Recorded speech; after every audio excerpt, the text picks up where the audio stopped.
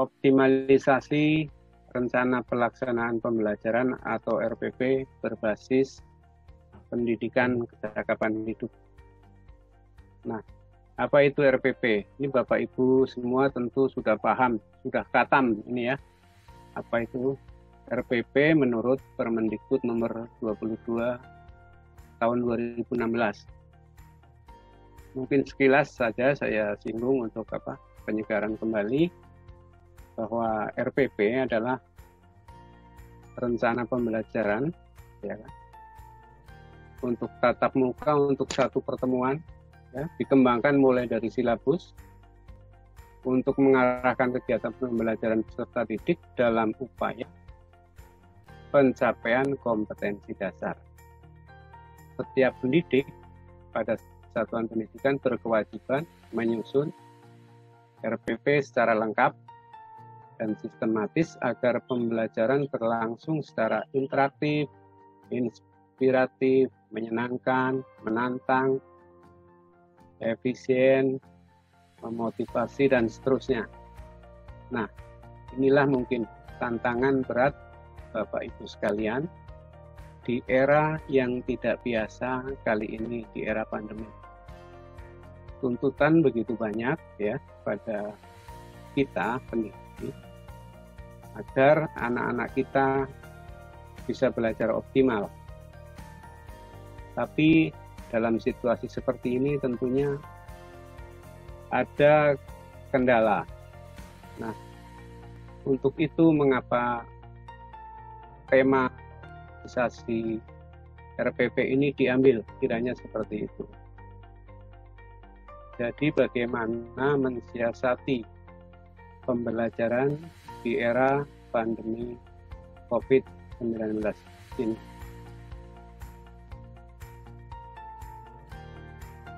Nah, mengingatkan juga ini kembali ada beberapa komponen RPP menurut Permendikbud 22 tahun 2016. Ada identitas, sekolah, mapel, dan seterusnya, lokasi, tujuan, Bapak Ibu tentu sudah hafal. Ada metode, ada media, sumber, langkah-langkah, dan terakhir penilaian. Ada juga kemarin edaran Mendikbud nomor 14 tahun 2019. Nah, ini lebih hanya 3 komponen, yaitu tujuan pembelajaran, langkah-langkah atau kegiatan pembelajaran, dan penilaian pembelajaran. Nah, kaitannya dengan tema, kita sekarang mencermati beberapa pengertian mengenai pendidikan kecakapan hidup. Kalau Bapak Ibu searching, barangkali ada 10 pengertian kurang lebih, atau ada beberapa pengertian yang satu sama lain mungkin beririsan. Nah, ini ada 3 yang saya kutip di sini. Pertama, menurut Undang-Undang RI nomor 20 tahun 2000 tentang Sistem Pendidikan Nasional, di bagian penjelasan disebutkan bahwa pendidikan kecakapan hidup atau life skill adalah pendidikan yang memberi kecakapan personal, sosial, intelektual, vokasional untuk bekerja atau usaha mandiri. Kemudian ada dari tim Broad-Based Education, kecakapan hidup atau life skill merupakan kecakapan yang dimiliki seseorang untuk mau dan berani menghadapi problema hidup dan kehidupan secara wajar tanpa merasa tertekan, kemudian secara proaktif dan kreatif mencari serta menemukan solusi sehingga akhirnya mampu mengatasinya.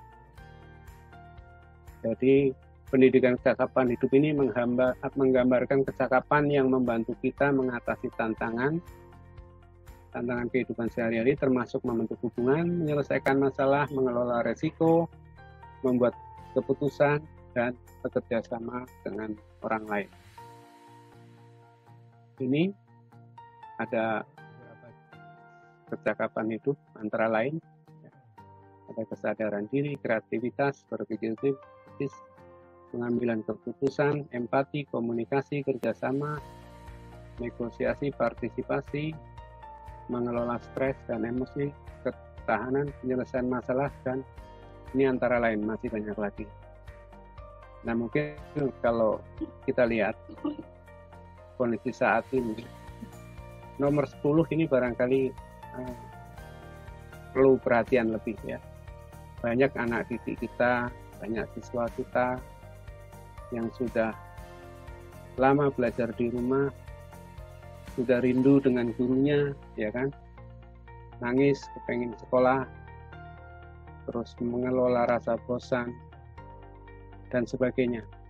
Nah, kecakapan untuk mengelola stres dalam kondisi sekarang ini mungkin menjadi penting, perlu mendapat perhatian lebih dari Bapak Ibu sekalian.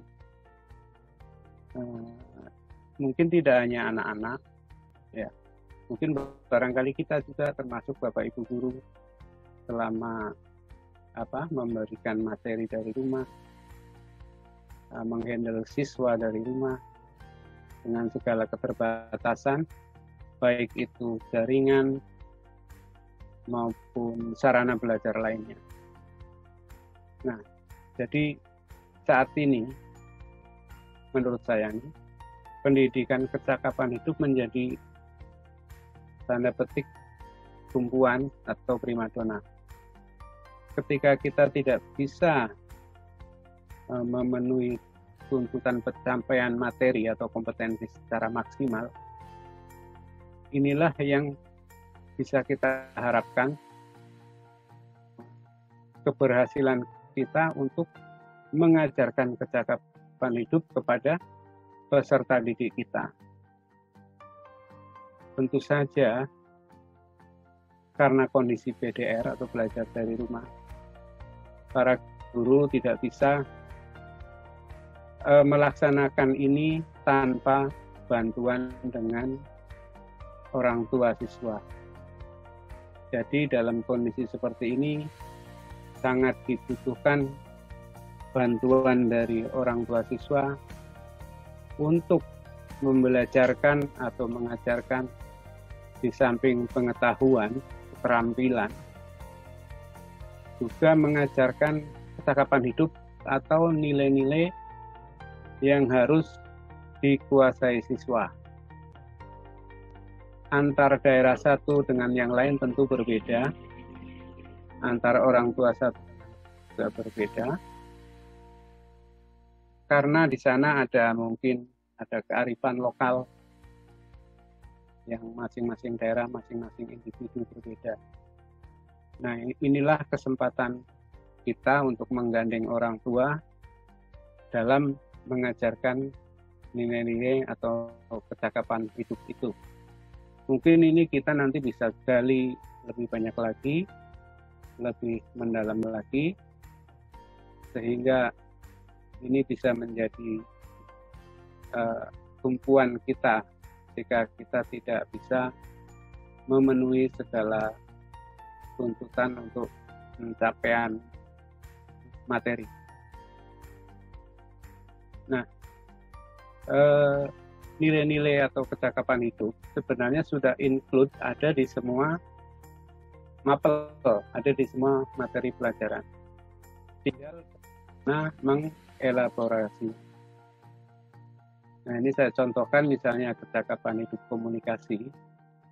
Ya, kita identifikasi KD-KD yang bermuatan kecakapan hidup komunikasi. Terus baru kita tahap berikutnya kita kembangkan silabusnya, dan baru turun kita kepada tahapan pembuatan RPP-nya. Jadi Bapak Ibu tentu lebih tahu untuk hal ini. Nah, berikutnya kalau boleh saya menyimpulkan, kunci optimalisasi rancangan pembelajaran atau RPP ini juga kunci keberhasilan pembelajaran di saat seperti ini. Para siswa, murid mungkin belajar di rumah, belajar mandiri dengan didampingi orang tua tentunya, yang mungkin sebagian orang tua anak-anak itu tidak punya bekal ilmu pedagogi. Jadi ketika kita merancang RPP, diperlukan kejelian dalam memilih atau memilah materi KD,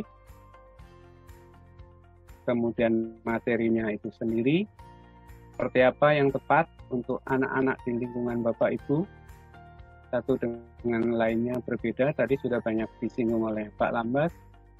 Metodenya yang cocok yang seperti apa, tentu menyesuaikan konteks daerahnya, lingkungannya.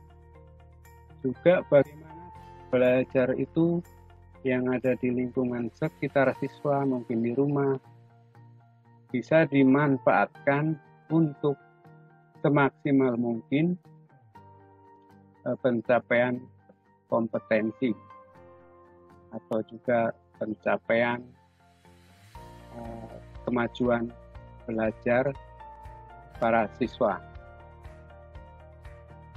Nah, seperti saya kemukakan tadi, semua itu perlu dukungan orang tua dan juga lingkungan peserta didik. Dalam hal ini mungkin ada keluarga, mungkin ada tetangga, kiri, kanan, saudara. Hendaknya semua memberikan suasana yang kondusif untuk anak belajar. Contohnya misalnya sedang belajar melalui televisi misalnya, hendaknya anggota keluarga lain mendukung dengan tidak mengganggu anak-anak ketika belajar. Nah, ini ada contoh, saya buat dua contoh untuk kelas rendah diwakili kelas 1, untuk kelas tinggi ada kelas 4.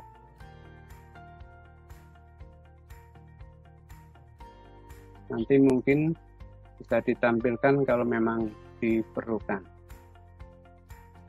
Kiranya cukup sekian. Mungkin nanti sesi berikutnya diskusi kita bisa kembangkan lebih lanjut untuk pendidikan percakapan hidup ini di era pandemi COVID-19 ini. Terima kasih. Assalamualaikum warahmatullahi wabarakatuh.